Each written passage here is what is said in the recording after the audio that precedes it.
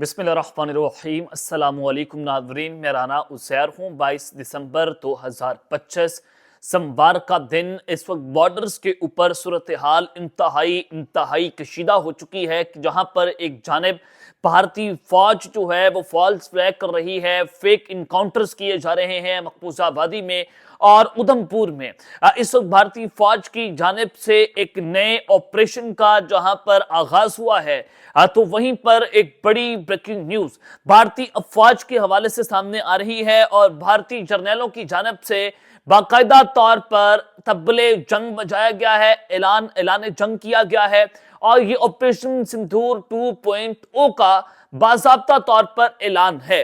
जनाब, पहली बड़ी खबर पर आज हम बात करेंगे कि भारत ने अपनी फौजें, अपनी अटरली, अपने टैंक्स बॉर्डर्स के ऊपर रवाना कर दिए हैं, उनको हाई अलर्ट पर जो है वो भेज दिया है और एक खतरनाक तरीन जंग का आगाज किया गया है। इस हवाले से कुछ इंपॉर्टेंट तफसीलात हमें मौसूल हो रही हैं।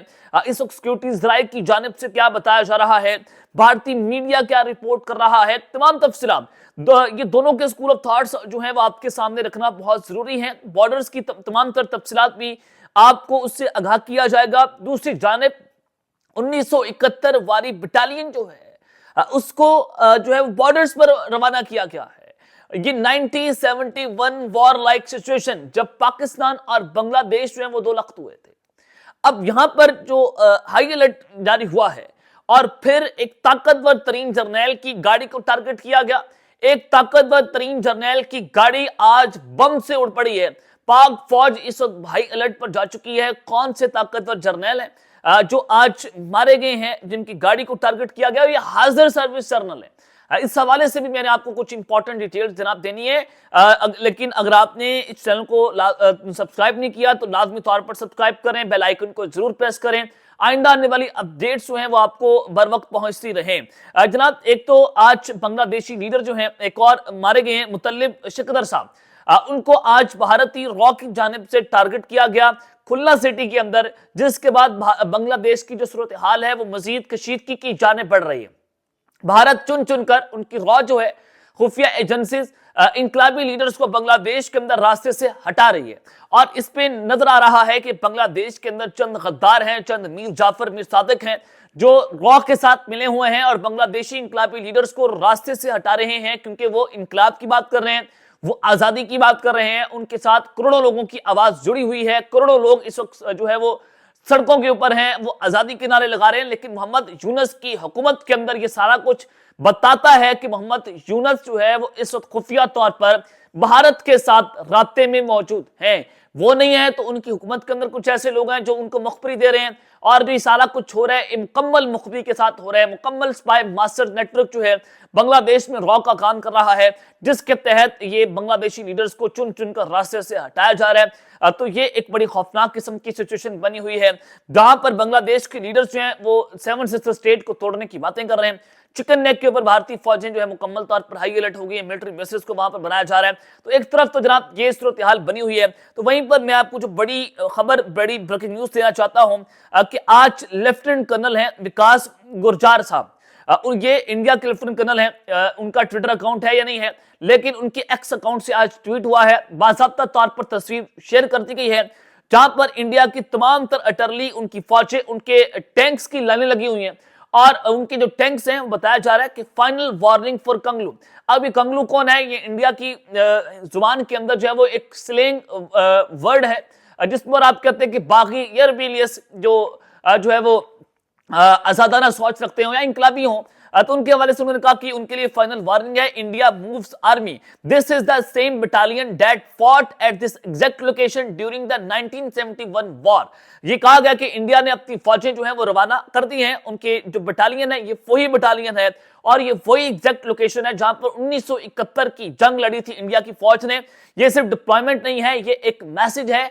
ये मैसेज दिया गया कि हम बांग्लादेश को तोड़ देंगे, हम पाकिस्तान को तोड़ देंगे और मेजर गौरव आर्या जो है वो भी नॉर्दर्न बांग्लादेश को तोड़ने की बातें कर रहे हैं अपनी वीडियोस के अंदर।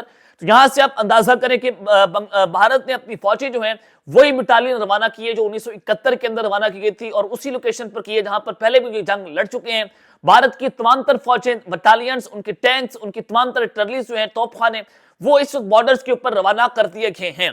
तो यहां से आप सूरत हाल उस संगीनगी का अंदाजा लगा सकते हैं कि भारतीय फौज किस कदर खौफनाक किस्म की जंग छेड़ चुकी है, कि जहां पर बांग्लादेश कह रहा है कि हम 7 सिस्टर स्टेट पर आप जो है वो हमला करेंगे कि अगर आपने हमारे ऊपर अटैक किया, तो फिर इंडिया ने कहा कि हम आपके नॉर्दर्न बांग्लादेश वाले साइड के ऊपर अटैक करेंगे। और ये वही लोकेशन है, ये वही बटालियन जो 1971 में भी यहां पर जंग लड़ चुकी है। अब यहां पर मैं आपको मजीद इसकी तफसीलात बताना चाहता हूं कि इंडियन आर्मी चीफ जो है वो भी एलओसी का दौरा कर चुके हैं। जनाब, ये जो बांग्लादेश के लिए एक गाली के तौर पर कहा गया कंगलू के लिए, जो उन्होंने कंगलू को वार्निंग दी है। अब मैं आपको जो बताना चाहता हूं कि ट्राईपुरा का इलाका है, जहां पर जो है वो आज अनाउंस किया गया कि 1971 वाली जो वॉर वेटरन बटालियन है उसको डिप्लॉय किया गया त्रिपुरा के अंदर। और ये आगे मजीद बताते हैं कि आर्मी चीफ जो है, ये इंडियन टीवी चैनल रिपोर्ट कर रहा है, इंडिया का टीवी, कि आर्मी चीफ ने 19 दिसंबर को ये 2-3 दिन पहले ही त्रिपुरा जो मिजोरम का बॉर्डर है, यहां पर सिक्योरिटी रिव्यू किया, वहां पर दौरा भी किया